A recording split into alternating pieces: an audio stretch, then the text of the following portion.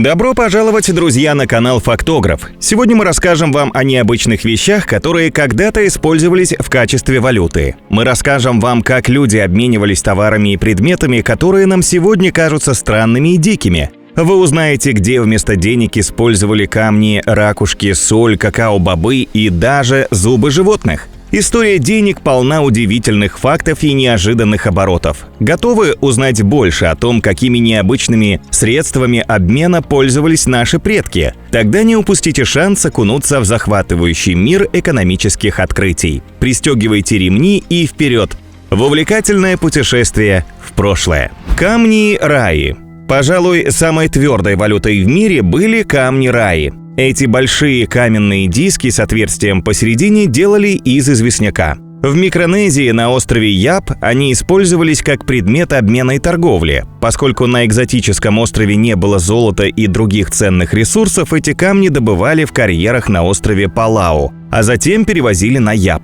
Камни были разных размеров, от 7 сантиметров до 4 метров в диаметре. Каждый денежный камень имел историю происхождения и историю сделок. От этого зависела его ценность. Если камень привез известный моряк или при транспортировке погибло много людей, стоимость возрастала. После сделки раи зачастую оставались на своих местах. Кто захочет таскать туда-сюда такую глыбу? Да и воровство было бессмысленным. Если сделка не была официально зафиксирована в истории острова, то камень по-прежнему принадлежал своему старому хозяину. Сегодня каменные деньги вытеснил американский доллар, однако для приобретения нематериальных товаров, например, прав или услуг, жители Япа до сих пор используют раи. Соль.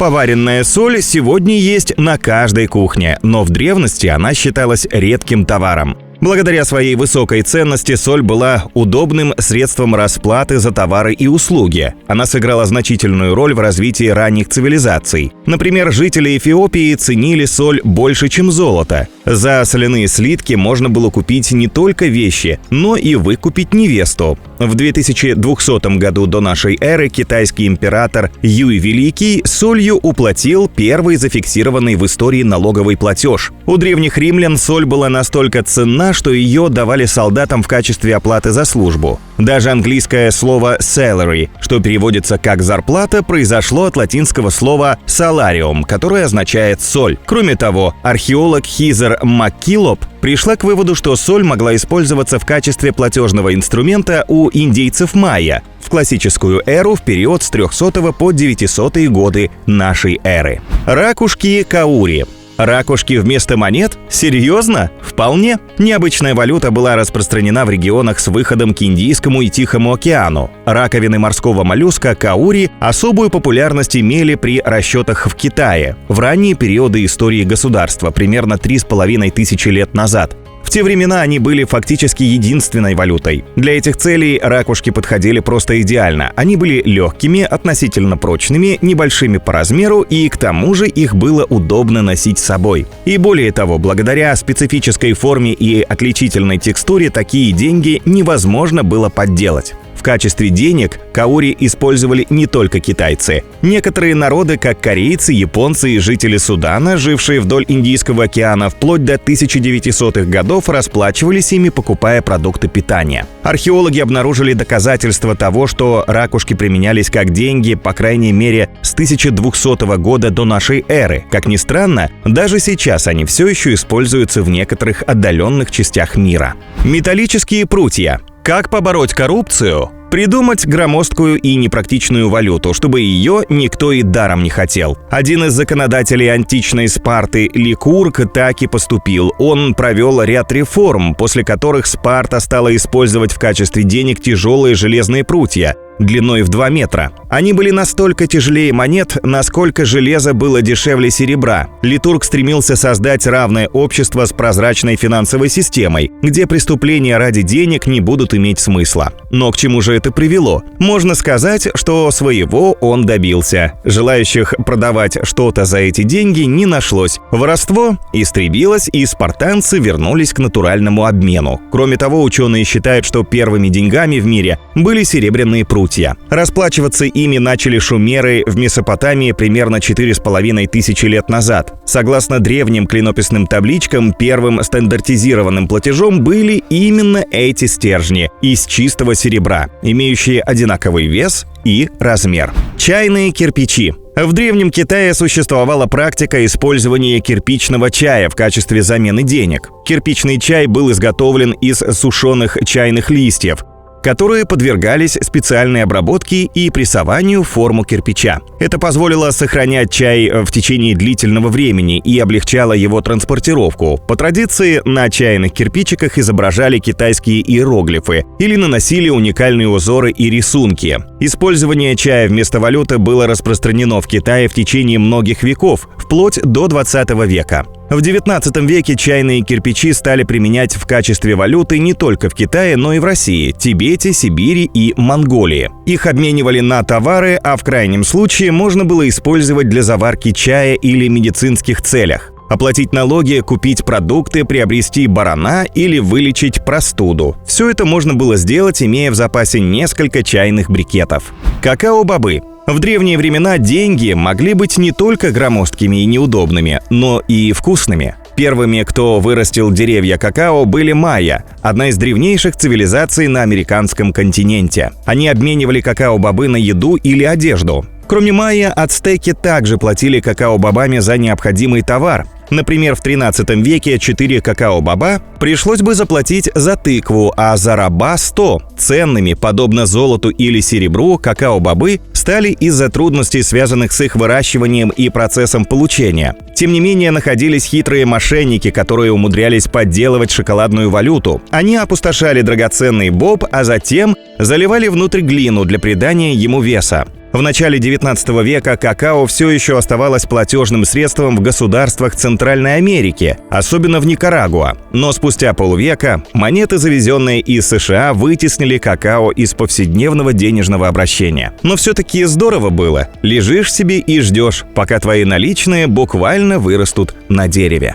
Ножи. В Древнем Китае около 2500 лет назад в качестве денежной единицы применяли литые бронзовые ножи. Ходили они как средство платежа во время правления династии Чжоу, период с 600 по 200 год до нашей эры. Один предмет был и оружием, и валютой. Как так вышло? По одной из версий, ножи ввел в оборот правитель, у которого не хватало денег для выплат своим воинам. Поэтому им было позволено обменивать свои боевые ножи на продукты у жителей деревень. Воинам настолько понравилась эта валюта, что ножевые деньги прочно вошли в оборот и пребывали в качестве средства платежа на протяжении 400 лет. Историки считают, что платежные ножи были созданы по образцу ножей-скребков, используемых кочевыми охотниками в северной и восточной частях страны. Монеты-ножи часто украшали цифрами и надписями, они могли означать ценность конкретного предмета. Также историки считают, что простым людям денежными ножами разрешали оплачивать мелкие штрафы. Помимо ножей в качестве денег можно было использовать маленькие монеты, похожие на уменьшенную лопату.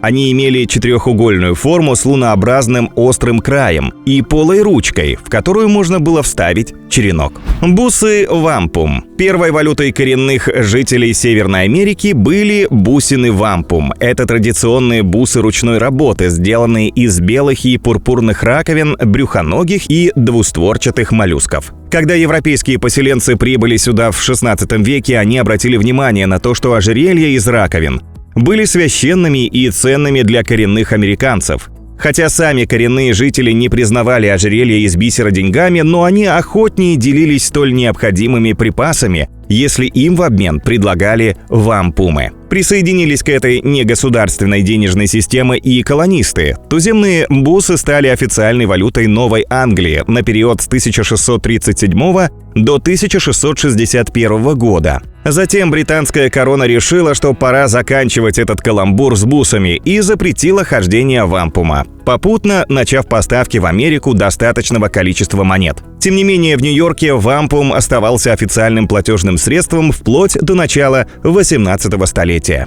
Шкуры животных. С давних пор меховые шкурки играли важную роль в обмене и торговле. Многие народы использовали шкурки ценных пушных зверей в качестве денег. У восточных славян единицами стоимости товара были куны – шкурки куниц.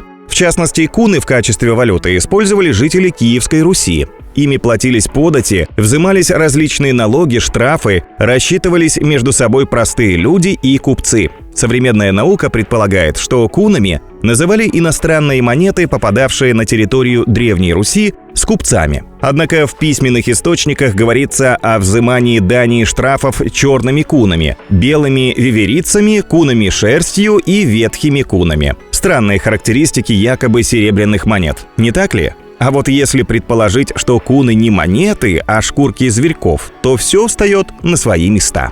Зубы дельфинов. Пожалуй, самая ужасающая валюта древности была на Соломоновых островах, расположенных в Меланезии, в Тихом океане. Согласно давним традициям, папуасы на протяжении сотен лет использовали в качестве денег дельфиньи зубы. Казалось бы, такой ужас должен остаться в прошлом, но нет. В 2008 году доллар на острове обесценился и возник дефицит монет. Папуасы вновь открыли охоту на морских млекопитающих, и зубы дельфинов снова стали деньгами. Только за 2013 год, невзирая на масштабные акции защитников природы, пытающихся убедить охотников отказаться от истребления животных, было убито больше 900 млекопитающих данного вида. Массовые убийства дельфинов папуасы сделали в знак протеста. Дело в том, что за отказ от истребления млекопитающих защитники окружающей среды обещали островитянам на протяжении 2 лет выплатить крупную сумму. На тот момент выплатили часть денег, но папуасы хотели все сразу. Более того, островитяне не видят проблемы в убийстве дельфинов и считают, что деньги белого человека рано или поздно закончатся,